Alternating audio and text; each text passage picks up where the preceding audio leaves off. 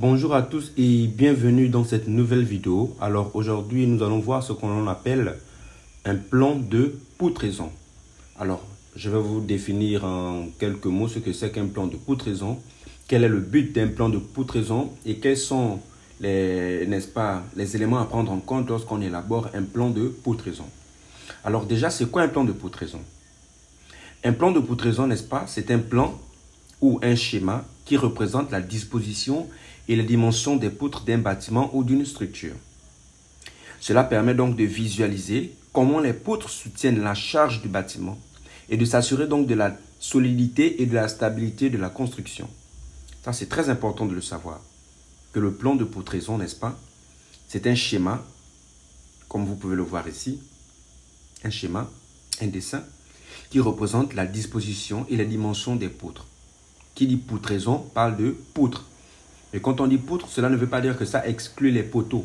Parce que c'est au travers des poteaux que l'on peut voir, n'est-ce pas, la liaison ou sinon la connexion des poutres. Voilà.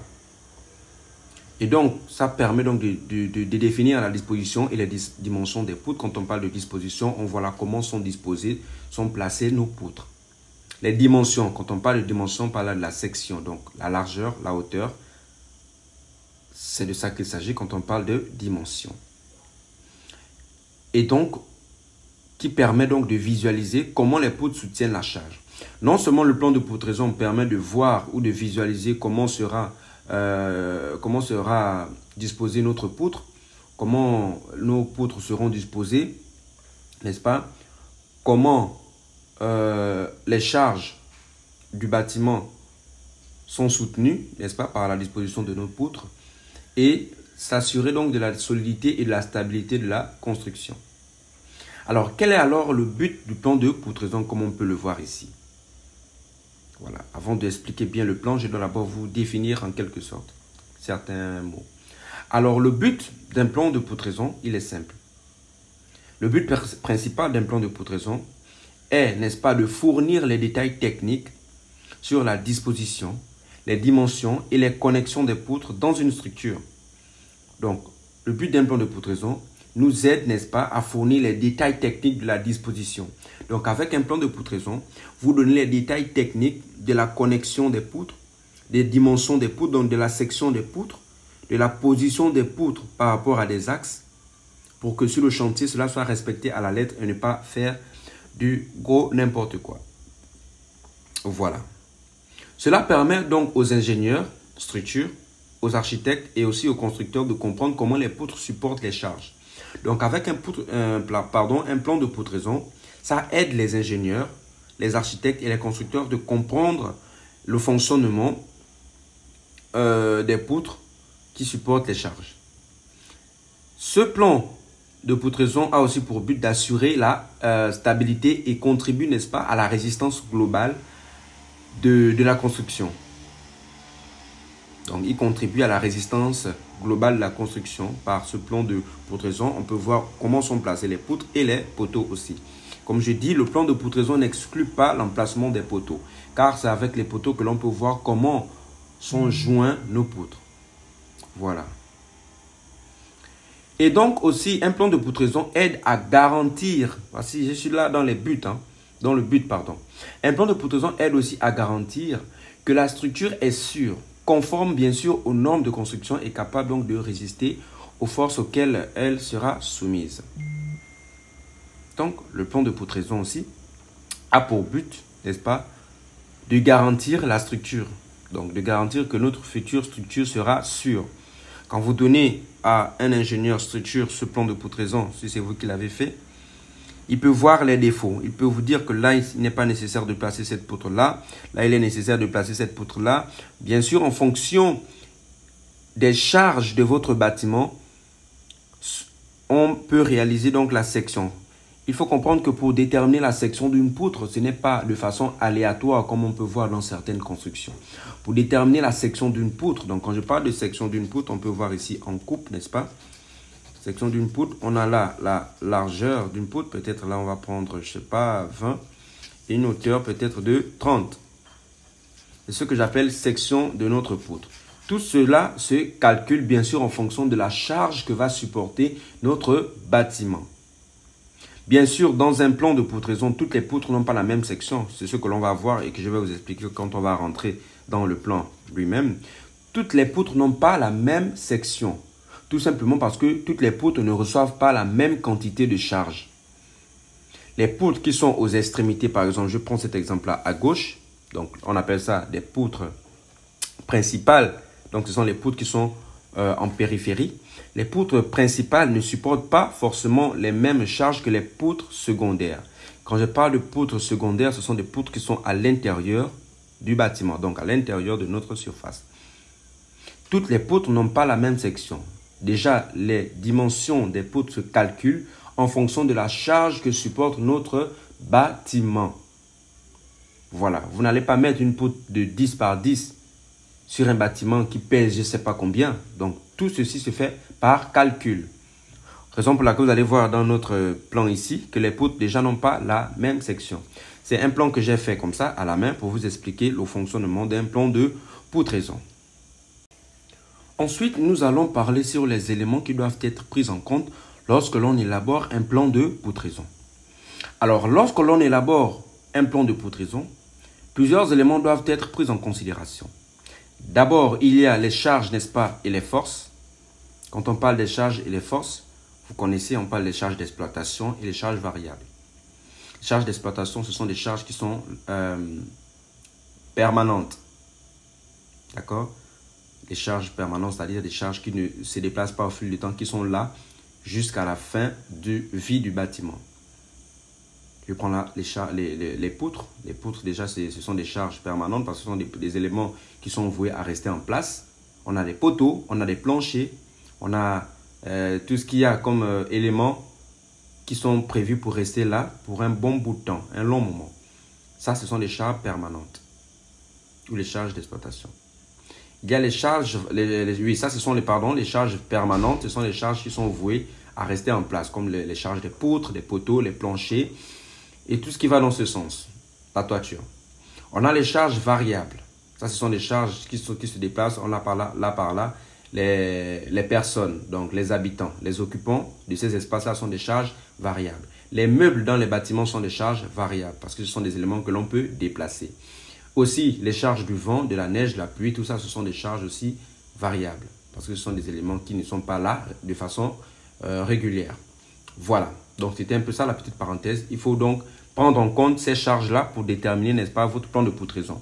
Pourquoi? Parce que ce sont ces éléments-là qui vous permettent de déterminer donc la section de vos poutres. Voilà. Et donc, dans les charges et les forces, il est crucial de comprendre les charges que la structure devra supporter.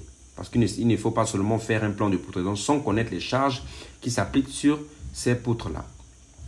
Donc, il est crucial donc de comprendre les charges que la structure devra supporter, comme par exemple les poids des matériaux, les poids des équipements et des occupants aussi, comme je venais de le dire tantôt.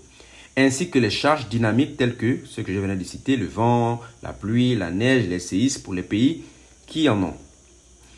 Il faut aussi comprendre la conception structurelle, c'est-à-dire donc les dimensions et les espacements des poutres, comme on peut le voir ici, les espacements de poutres, doivent être calculés en fonction des charges prévues et des propriétés des matériaux utilisés. Ça veut dire que, je parle là d'espacement des poutres. Les poutres, par exemple, comme on peut le voir ici, n'est-ce pas, une poutre là qui est séparée d'une autre de 1 mètre. Tout ça aussi, c'est par rapport aux charges. Vous n'allez pas prendre, par exemple, je ne sais pas, je vais prendre un exemple. On est là. Supposons qu'on a, je vais dessiner n'importe quoi, comme ça, une personne, ici, qui soulève, par exemple, on a ici un poids qui s'exerce comme ça et un autre poids ici. La distance qu'il y a, il faut bien suivre l'exemple, d'accord? Je prends ici un exemple. On a une personne ici qui a, voilà, supposons qu'ici c'est une poutre, mais qui est censée être ses bras, donc une personne qui soulève, n'est-ce pas, 2 poids. Et on a les charges qui s'appliquent de façon verticale. La distance d'envergure de ces bras doivent être pas trop grande, pas trop petite pour pouvoir supporter, pour que lui, il arrive à supporter ces poids-là. Cela veut dire que si la distance est trop longue, bien sûr, ces bras vont céder et les poids vont tomber. Si la distance aussi est trop courte, bien sûr, la force qui sera appliquée sur lui sera trop importante. Donc, il faut avoir un juste milieu entre ne pas être trop espacé et être trop espacé pour que cela puisse être suffisant à porter cette charge-là. C'est dans ce sens. Voilà. C'est ce qu'il faut savoir lorsque l'on parle de conception structurelle. On a aussi, ce qu'il faut prendre en compte, ce sont les matériaux utilisés. Le choix des matériaux pour les poutres, comme par exemple le bois, l'acier et le béton, etc. Ce sont des éléments, ce sont des matériaux que l'on utilise pour faire les poutres, doit être donc basé sur les caractéristiques mécaniques et la durabilité requise. C'est ce qu'il faut savoir sur les matériaux pour faire un plan de poutraison. On a aussi ce qu'on appelle les connexions. Quand on parle de connexion, je vais prendre un exemple ici. Pardon. Je vais prendre un exemple ici. Quand on parle de poutraison, supposons qu'ici, nous avons un poteau, n'est-ce pas? Et ici, une poutre. Voilà. Un poteau, une poutre. Ça, c'est une poutre. Donc, ça, c'est une coupe que je suis en train de faire. Et l'autre côté, là-bas, ça, c'est une poutre qui passe. Et là, on a le poteau. Donc, les connexions. La connexion, là, on parle de cette connexion-là qu'il y a entre cette poutre-là et ce poteau.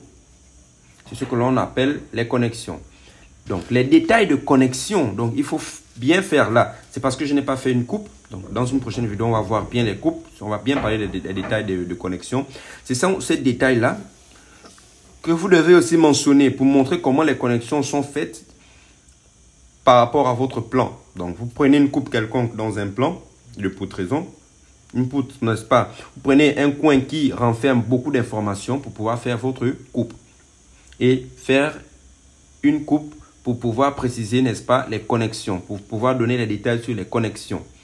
Et donc, les détails de connexion entre les poutres et les autres éléments structurels. Donc, les autres éléments structurels, ce sont les planchers, les poutres, les poteaux.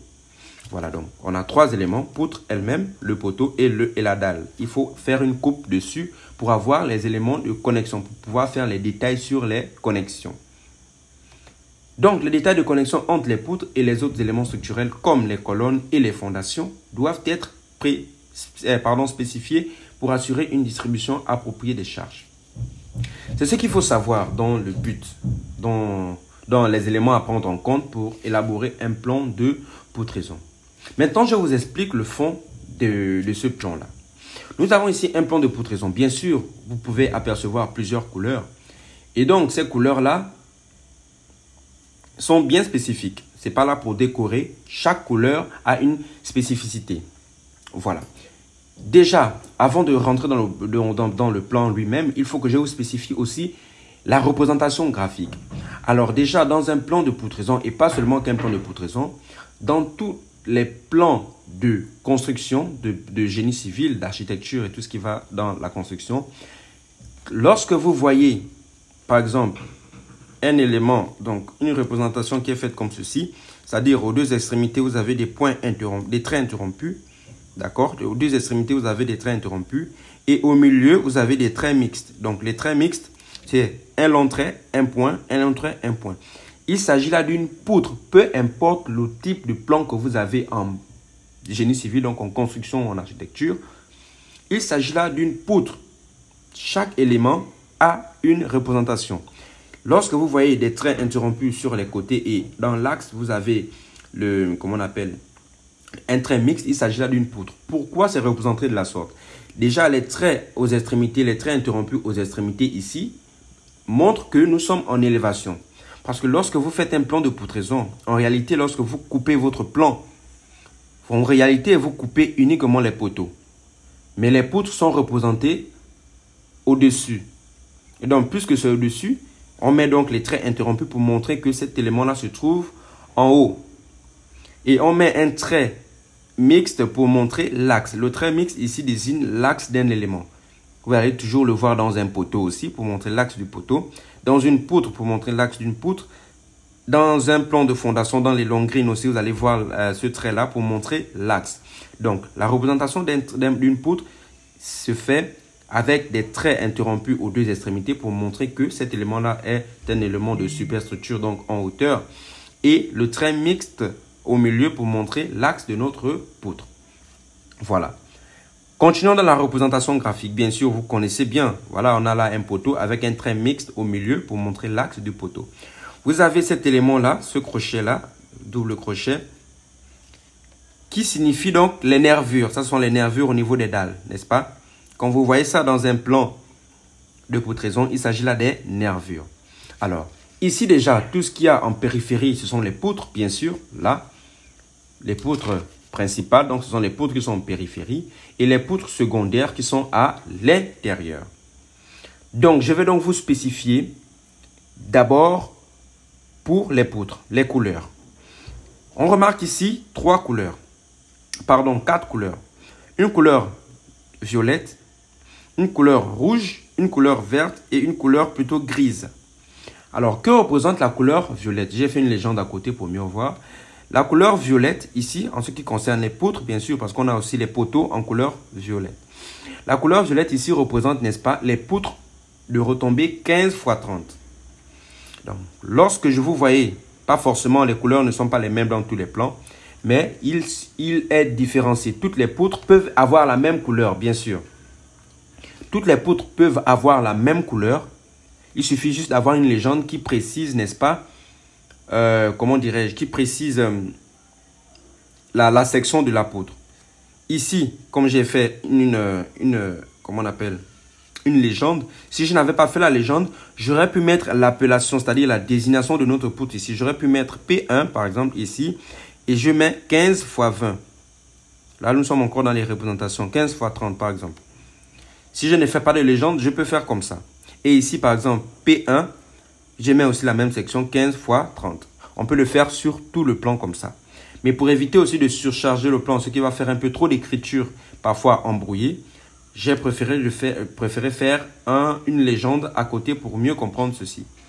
Donc, en violet, nous avons donc les poutres de 15 par 30. Qui dit 15 par 30 dit une largeur de 15 et une hauteur ou une épaisseur de 30 cm. Il faut retenir ceci, que la poutre, c'est la combinaison de la dalle plus la retombée. Je m'explique. Supposons qu'ici, nous avons une dalle, n'est-ce pas? Et là, nous avons une poutre. Parce qu'on sait tous que la dalle repose sur la poutre. On est là. Lorsque l'on fait le ferraillage d'une poutre, il y a toujours les attentes ici. Donc, les attentes qui vont venir recevoir notre prochaine, notre dalle. Pourquoi ces attentes-là? Parce que la dalle sera arrimée ici à ce niveau. Donc, lorsqu'on fait le ferraillage d'une poutre, il y a toujours les attentes qui sortent ici pour recevoir la dalle. Et donc, ces attentes-là font partie de la poutre. Mais ils sont dans la dalle. Ce qui veut dire que, étant donné que ces armatures-là font partie de la poutre, donc tout ça c'est la poutre. Et donc, ils rentrent aussi dans la dalle. Et donc, en réalité, la poutre, c'est la retombée. La retombée, c'est juste la partie qui est inférieure à la poutre. Donc, qui est inférieure à la dalle. Donc, toute la partie qui est sous la dalle s'appelle retombée de poutre. La retombée de poutre, ce n'est pas la poutre. La poutre, c'est la retombée plus la dalle. Pourquoi? Parce qu'on a d'abord la retombée plus les attentes qui vont dans la dalle. C'est tout cet élément-là qui forme la poutre. Voilà. Et donc, en violet, ici, nous avons les poutres de retombée 15 x 30. Donc, la largeur fait 15 et la retombée de la poutre fait 30. Si on a une dalle de 15 cm, alors notre poutre fera une hauteur de 45. Pourquoi 45? Parce qu'on a d'abord les 30 de la retombée plus les 15 de la dalle qui font 45 cm de hauteur. Mais lorsque l'on dit poutre retombée, là, on va juste donner la hauteur de la retombée de la poutre. On a une largeur de 15 cm et une retombée de 30 cm. J'espère que vous comprenez. En ce qui concerne les poutres de couleur rouge, il s'agit là des poutres de retombée 20 x 50. Donc, la retombée de la poutre est de 50 cm et l'épaisseur de la poutre, la largeur de la poutre fait 20 cm. Bien sûr, ces données varient en fonction de votre projet. Ça, c'est un exemple que je prends pour que vous compreniez comment fonctionne un plan de poutraison. En couleur verte, nous avons les poutres de retombée 20 x 40. Voilà, c'est ce qu'il faut savoir. Et en gris, ce sont des poutres de retombée 15 x 20. Voilà. Donc, j'ai expliqué ici les doubles crochets. Ici, il s'agit là des nervures. En vert, ce sont des poteaux circulaires. Comme vous voyez la forme en vert, au niveau des poteaux, il s'agit là des poteaux circulaires. En violet, ce sont des poteaux de 15 par 15. D'accord? Des poteaux carrés de 15 par 15. En noir, ici, c'est le seul plus gros poteau qui a une section de 30 par 30. Voilà. C'est ce qu'il faut savoir dans un plan de poutraison. Dans un plan de poutraison aussi, on a la cotation. Donc, la cotation, c'est comme dans un plan de fondation. Ça se fait d'axe en axe. Dans un plan de poutraison, la cotation se fait d'axe en axe. Donc, de chaque axe de poutre. Prenons le cas ici de ce côté. Donc, qui est probablement la longueur. On quitte de l'axe de cette première poutre et on va rencontrer l'axe de la seconde, ainsi de suite. Il faut coter tous les axes du plan de poutraison, tous les axes des poutres. On a coté cette poutre-là, ici, ici, ici. La première ligne de côte cote tous les axes extérieurs des poutres. On a cet axe-là, cet axe-là, cet axe-là, cet axe-là et cet axe-là. La deuxième ligne de côte, c'est comme dans un plan de maison, il cote les décrochements. Quand on parle de décrochement, il s'agit là de cette longueur-là. Et ici, on a un décrochement. Donc, on va faire la sommation des axes qui sont déjà inclus dans ce décrochement-là, qui nous donne 6,30 m. Et la cotation de ce décrochement-là, qui nous donne 1,30 m plus 1,30 m, qui nous donne 2,60 m. Et la dernière ligne de côte, c'est la cotation totale d'axes. Donc, de cet axe-là à l'autre axe ici, notre cotation totale est de 8,90 m. Pas de cotation extérieure ou entre poutres. Toujours cotation d'axe en axe. Pareil pour le côté de la largeur, donc le côté droit ici. Et pareil sur tous les côtés. Voilà. Ensuite aussi, il n'est pas forcément nécessaire de coter l'intérieur. Sauf quand vous avez ces petits décrochements comme ça, par exemple, vous voyez un décrochement de 30 cm. Toujours d'axe en axe. Il faut vérifier que tous les axes des poutres sont bien et bien cotés. Parce que ça aide lors de la réalisation. Il faut coter tous les axes. Ici, par exemple, on a un décrochement, donc d'axe en axe qui fait 1,60 m et l'autre d'axe en axe qui fait 3,20 m. Si vous avez un plan qui est plus ou moins compliqué, donc forcément l'intérieur sera garni de cotation. Mais si vous avez un plan qui est symétrique, donc qui est plus ou moins carré, très simple, vous n'aurez pas nécessairement des cotations intérieures. Mais les cotations intérieures sont nécessaires et obligatoires lorsque vous avez ces petits décrochements-là pour donner tous les détails sur les axes. Donc, toutes les dimensions d'axe en axe des poutres. J'espère avoir fait le tour. La prochaine vidéo, là, on abordera le sujet sur les détails des jonctions. Comme je l'ai montré dans l'exemple ici, les connexions des poutres et des autres éléments structurels. J'espère que cette vidéo vous a plu. Donc, vous avez compris qu'un plan de poutraison n'est pas si compliqué que ça. Aussi, il est très important que le plan de poutraison n'est pas aussi fait au hasard. Il respecte aussi un certain design. Supposons que vous avez un projet architectural. Vous savez que déjà, le plan de poutraison, les poutres, sinon la structure du bâtiment peut impacter l'esthétique du bâtiment. Si l'architecte peut-être a fait un plan, un design d'un bâtiment assez magnifique, mais l'ingénieur structure avec ses calculs et autres, ces calculs peuvent impacter, n'est-ce pas, le design du projet. Et donc, vous, en tant qu'ingénieur, lorsque vous faites un plan de poutraison, il faut aussi prendre en compte l'esthétique. Si vous êtes dans un bâtiment et que vous voyez les poutres qui passent un peu partout, cela ne fait pas beau, bien que c'est structurel. Mais un ingénieur doit aussi voir le côté structurel. Le côté esthétique dans sa façon de concevoir les plans de poutraison et tout ce qu'il y a comme structure. Vous rentrez dans un bâtiment et puis les poutres passent de partout. C'est très vilain à voir. Donc, en tant qu'ingénieur structurel, vous êtes amené à concevoir des plans de poutraison avec assez d'esthétique, qui soit visuellement agréable. Comme par exemple, on voit les retombées de poutres un peu partout dans certains grands bâtiments. Les retombées de poutres, vous voyez, pour la plupart, sont très bien faits. Que parfois, on ne prête même pas attention parce que c'est très bien harmonieux, c'est bien agencé. Et donc, vous devez aussi veiller à ce que vos poutres soient, ou vos retombées de poutres soient très bien organisées, tout en respectant le côté structurel. Parce que déjà, les poutres sont faites pour soutenir un plancher. Donc, c'est un élément structurel, mais qui doit aussi être travaillé de façon à avoir un côté esthétique très plaisant. Voilà. C'est tout ce qu'il faut savoir sur le plan de poutraison. J'espère que cela vous a plu. N'hésitez pas à mettre un pouce bleu pour me motiver, à m'encourager à faire d'autres vidéos qui vont dans ce sens. Et voilà un peu de quoi est-ce qu'il s'agit. N'hésitez pas aussi à vous abonner, activer la cloche de notification pour ne manquer aucune de mes prochaines vidéos. On se dit à très bientôt. N'oubliez pas de laisser un commentaire pour toutes vos questions. Mon adresse mail s'affiche pour me contacter. Alors, on se dit à très bientôt pour une nouvelle vidéo.